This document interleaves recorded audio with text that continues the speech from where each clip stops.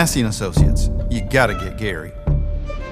We are getting our sweet teeth satisfied this morning.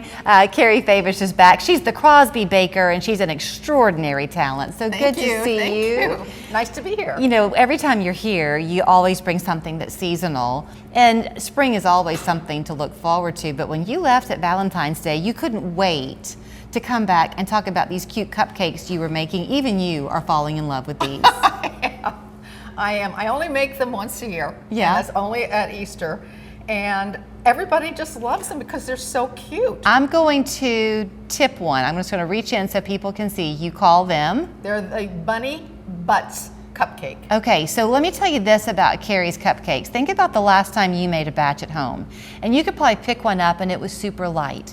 That will not happen with Kary Favish's cupcakes. Those are dense. Yes, they're very moist. Yes. You have different flavors. I have, by the dozen, it's vanilla, chocolate, raspberry, and lemon. Okay. And this bunny butt is all handmade with homemade marshmallow fondant. When I was peering in to kind of look closely, I mean, take a look. I'm going to hold this one up now. I'm not so much sure how much the camera can really show you, but they glisten.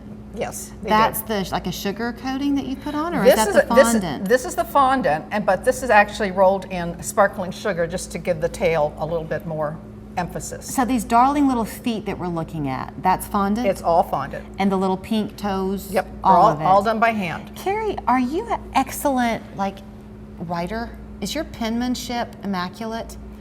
Are you pretty good? I'm pretty good. Okay, yeah. I can see why you would be, because the detail you have to bring to this is crazy. And this makes me happy because, you know, to me, when I look at this, I want to smile. Yeah. You know, and I know that's going to make people happy, you know, just to even, you know, look at them. Now you are, you know, your shop is your own kitchen. It is. So people come to you to pick up, right? That is You're correct. over Mountain Shadows way? That is correct. Okay. And the reason I did that is because I want to work out of my home. I want to be in my own environment, and it's a lot more less expensive than having to open up a brick and mortar. Perfect, which means more people can enjoy. More people can, and I don't have to charge exorbitant amount to make my goods. Now, what happened was Kary and her husband came here from San Diego a couple years ago, and it did not take long at all for her to fall in love with us and for us to fall in love with her. So you began to know the local scene pretty quickly.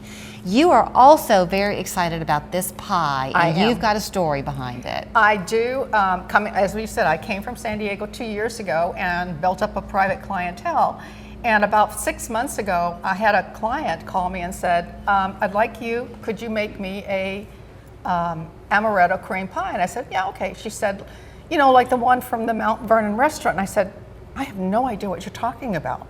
And so that spurred me on a journey to start researching articles, pictures, getting in touch with people, my own clients who have been around here for a long time, to try and say, okay, tell me what you remember about this. And there's so many recipes online, but they're all different, including the crusts. Some are made with Lorna Doone, some are made with Biscoff, some are made with, you know, the pie crust.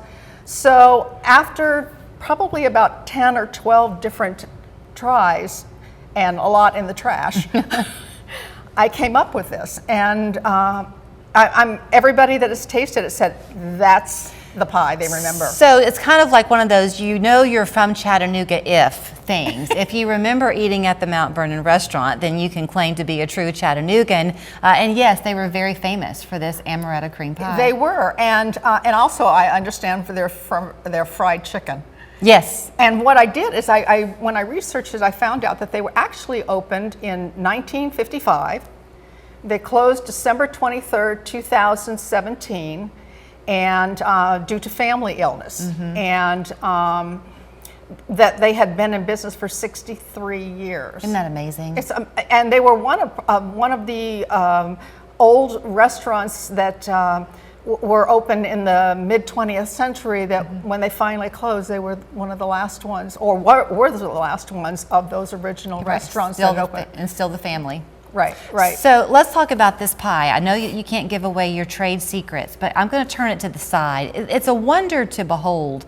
I don't know what you've done with your crust, but that is not a skimpy crust. No. My crusts are all butter, no shortening whatsoever. Again, I use the finest ingredients, and I had different iterations that, looking at the different recipes and studying pictures. That some of them were like half cream and half pudding or custard, and I just kept working and working at it until I finally got this. And am I supposed to taste it? You can. Okay, now I will tell you that I did not have the privilege of ever knowing to eat the pie at the Mount Vernon, so I can only tell you that it's going to be yummy, but I can't make a comparison. Did I get too big of a bite? No. Take a look at that. First of all, that was very light. It's very airy. Okay, here it goes.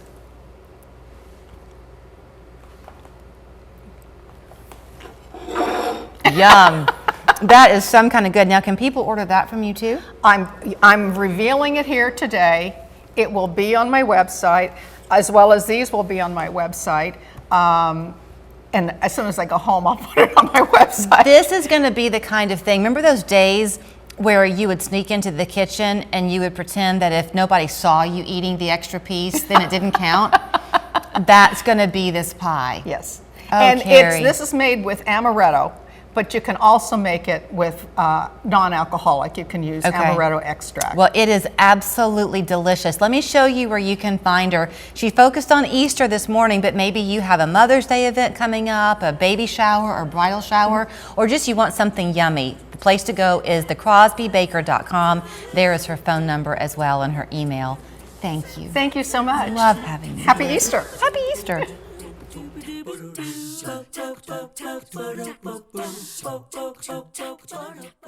All property owners are responsible for ensuring their property is safe from harm. If you or a loved one have been harmed on someone else's property, we can help you. At Wedemark Keith, it's more to us. It's personal.